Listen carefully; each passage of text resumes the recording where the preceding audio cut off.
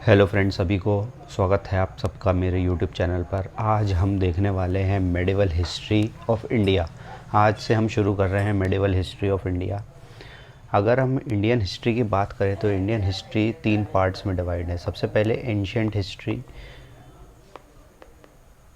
दूसरी है medieval history, medieval, और तीसरी है मॉडर्न हिस्ट्री। तो अगर एंशिएंट हिस्ट्री की बात करें तो एंशिएंट हिस्ट्री ऑफ इंडिया शुरू होती है आईवीसी यानी इंडस वैली सिविलाइजेशन से। और मेडिवल हिस्ट्री की अगर हम बात करें तो मेडिवल हिस्ट्री शुरू होती है कि जब हमारे इंडिया में तुर्क जो थे इनका आगमन हुआ था, वहाँ से हमारी मेडिवल हिस्ट्री की हम शुरुआत मानते हैं। मॉडर्न हिस्ट्री की शुरुआत हम कब से मानते हैं? जब हमारे यहाँ ब्रिटिशर्स आए थे, तब से हम मानते हैं कि हमारे यहाँ मॉडर्न हिस्ट्री शुरू हुई है। तो ये 3 पार्ट में हमारी इंडियन हिस्ट्री डिवाइड। तो दोस्तों, भारत में हम सबसे पहले मेडिवल हिस्ट्री की अगर शुरुआत को देखें तो सबसे पहले भारत पर आक्रमण करने वाले जो बाहर से हमारे विदेशी आए थे वो कहाँ से आए थे? अरब से आए थे। तो सबसे पहले भारत पर अरब का आक्रमण हुआ था। 1711 ईडी में भारत पर आक्रमण किया किसने? ओबेदुल्ला नाम के व्यक्ति ने, जो कि एक असफल आक्रमण था। ये सफल नहीं रहा, लेकिन इराक के अल हज्जाज ने अपने 17 वर्ष के भतीजे को, जिसका क्या नाम था? मोहम्मद बिन कासिम, मोहम्मद बिन कासिम के नेतृत्व में भारत पर आक्रमण कराया गया, जो कि एक सफल आक्रमण साबित हुआ। तो सबसे पहले यही क्वेश्चन पूछा जाएगा कि अरब जब भारत में आए थे, सबसे पहले सफल आक्रमण करने वाला व्यक्ति कौन था? तो वो कौन था? मोहम्मद बिन कासिम। ठीक है, तो इस क्वेश्चन को याद रखिएगा, ये बहुत ही ज़्यादा इम्पोर्टेंट है। अब अगर हम आगे बढ़े तो ये मोहम्मद बिन कासिम के ये कुछ विजयी अभियान थे। सबसे पहले उसने देवलून, सिविस्तान, इस तरीके से आखिरी में मुल्तान तक ही गया, मुल्तान को इसने लूटा था। ये एक बहुत ही ज़्यादा इम्पोर्टेंट क्वेश्चन है कि भारत में सबसे पहले जजिया कहाँ लगाया और किसने लगाया? तो भारत में सर्वप्रथम जजिया कर जो लगाया था, जजिया टैक्स होता था, किस पर लगता था? जो कि रिलीजियस, जो जैसे हम तीर्थ यात्रा जो करते थे उस पर जजिया कर लगाया जाता था। तो सिंध पर सबसे पहले जजिया लगाया था, और किसने लगाया था? मोहम्मद बिन कासिम ने लगाया था। तो इस चीज़ को याद रखिएगा। अब अरब जो आए थे, लेकिन इनके आक्रमण करने का उद्देश्य क्या था? तो अरबों के भारत पर आक्रमण करने का उद्देश्य था इस्लाम धर्म का प्रचार प्रसार करना। अगर हम एंशिएंट हिस्ट्री देखें तो अभी इंडिया पर अभी कोई भी मुसलमान अभी तक नहीं आए थे। सबसे पहले जो अरब थे, इन्हीं लोगों ने ये फैसला लिया कि हम जो है भारत में इस्लाम का प्रचार प्रसार करेंगे और यहाँ पर इस्लाम को फैलाएंगे। दूसरा था धर्म और दौलत को लूटना। ये सबसे जो हमारे भारत को नुकसान पहुँचाया है, ये लूट मार ने पहुँचाया है। ये क्या करते थे? ये भारत पर एंटर करते थे, लूटते थे और ये भग जाते थे। तो इनका दूसरा उद्देश्य क्या था? धन दौलत को लूटना। वैसे ही साले गरीब थे। हमारा देश तो वैसे भी सोने की चिड़िया रहा है पहले से। तीसरा जो पॉइंट था वो था कि अरबों के जहाज़ों जो कि श्रीलंका से आ रहे थे, सिंध राज्य के देवल बंदरगाह पर लूटा जाना। तो इसी का इनने बदला लेने के लिए भारत पर आक्रमण किया था। अब हम यहाँ पर अरब ख़त्म हो जाते हैं, लेकिन अब कौन आता है? तुर्क आते हैं, जहाँ से रियल मेडिवल हिस्ट्री शुरू होती है हमारे। कहाँ से? तुर्कियों के आक्रमण से, आगमन से। तो जैसे कि इसके पहले हमने देखा, जो अरब थे, तो अरबी लोगों का क्या था? धन को लूटना और धर्म का प्रचार प्रसार करना। लेकिन जो तुर्की व्यक्ति थे, जो तुर्क से आए लोग थे, उनका धर्म तो था ही, लेकिन साम्राज्य की स्थापना करना भी एक उद्देश्य था। तो ये बहुत ही ज़्यादा इम्पोर्टेंट है कि इन दोनों में फ़र्क क्या था। तो अरब जो थे वो साम्राज्य के लिए नहीं आए थे, ठीक है, लेकिन तुर्की जो थे वो साम्राज्य के लिए भी आए थे। तो सबसे पहले जो तुर्की राज्य था उसका संस्थापक कौन था? अलप्तगीन था। अलप्तगीन कौन था? यह तो एक तुर्क सरदार था जिसने गजनी को राजधानी बनाया था। अब इसका एक पुत्र हुआ, जिसका क्या नाम था पुत्र का? प्रीतगीन, जो कि अयोग्य था, मतलब वो बहुत ज़्यादा, मतलब राजा बनने के लायक उसमें योग्यता ही नहीं थी। तो इसीलिए इसने अपना जो उत्तराधिकारी किसको चुना था? अपने गुलाम और इसका जो दामाद था, जिसका नाम क्या था? सुबुक्तगीन।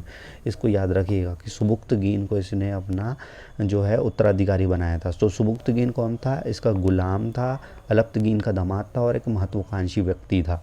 अलप्तगीन ने आमिर उल उमरा की उपाधि ग्रहण करी थी। ठीक है, किसकी उपाधि? आमिर उल उमरा की। अब इसका अरबी में कुछ मतलब होता होगा, वो तो अपन को नहीं पता। अब भारत पर आक्रमण, सबसे पहले आक्रमण किसने किया था? सुबुक्तगीन ने किया था। ये तो बहुत ही ज़्यादा इंपॉर्टेंट क्वेश्चन है। देखिए, सबसे पहले अरब में से सफल आक्रमण करने वाला कौन था? मोहम्मद बिन कासिम। और तुर्की में से सबसे पहले कौन बना? तो बना सुबुक्तगीन। सुबुक्तगीन, इसको याद रखिएगा, सुबुक्तगीन।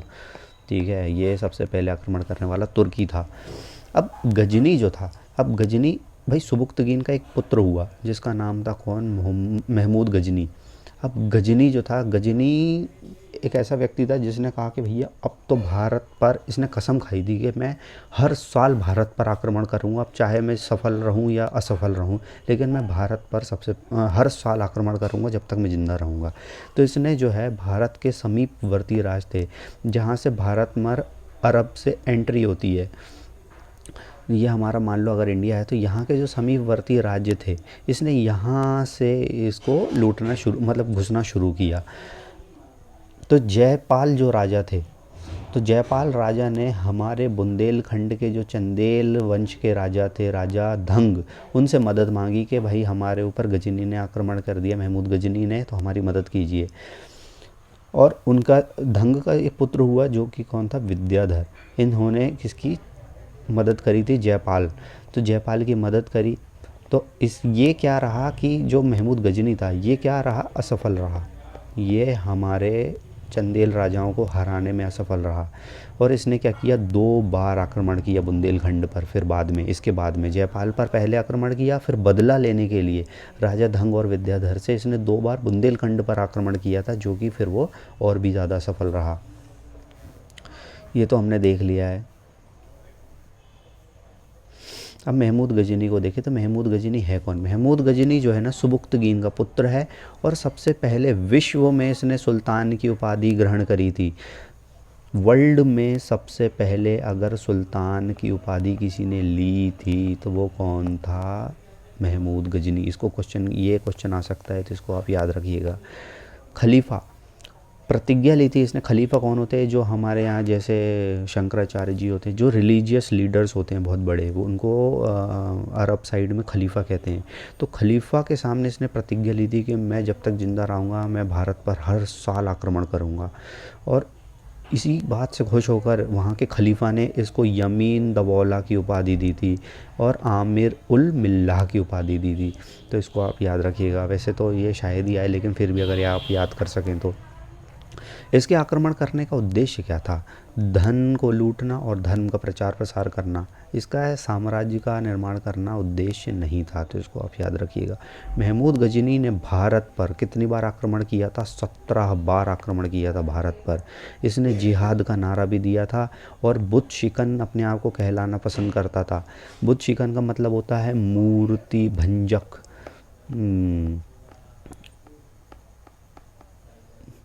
मूर्ति भंजक मतलब मूर्ति को तोड़ने वाला। ये क्या करता था? हमारे यहाँ के मंदिरों पर आक्रमण करता था और हमारे यहाँ के भगवानों की मूर्ति को पूरी तरीके से तोड़ देता था।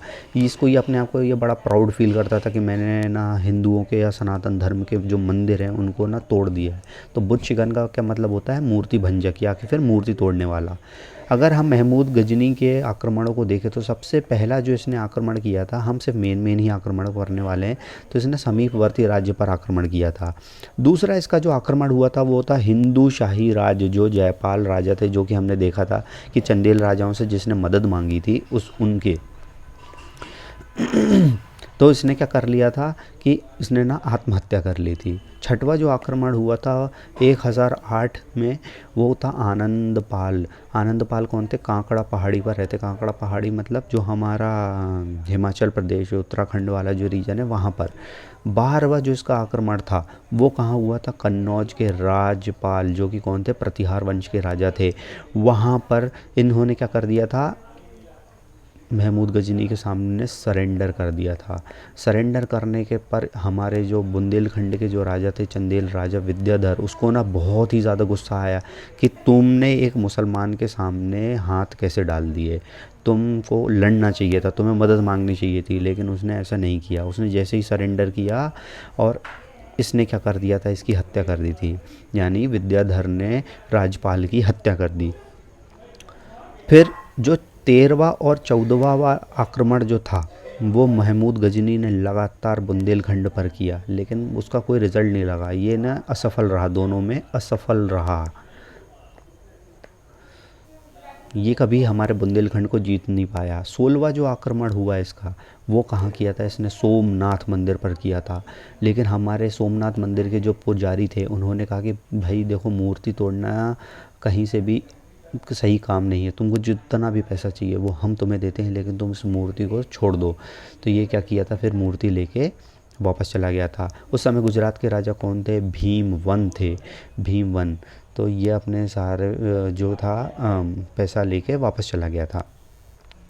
17वां जो आक्रमण हुआ, वेरी इंपॉर्टेंट, ये देखिए अंतिम, और ये सबसे ज़्यादा पूछा जाता है कि महमूद गजनी का जो लास्ट आक्रमण था ये किसके विरुद्ध हुआ था, तो ये जाटों के विरुद्ध हुआ था।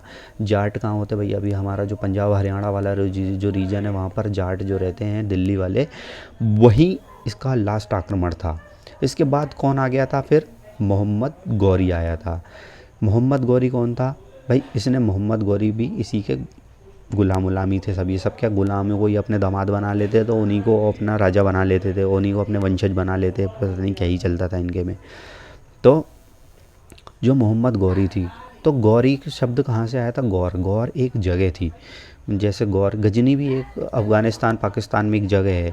तो ये वहाँ के ये जो लोग थे ये अपने आप को उसी जगह का ही ना जो नाम यूज़ करने लग जाते थे।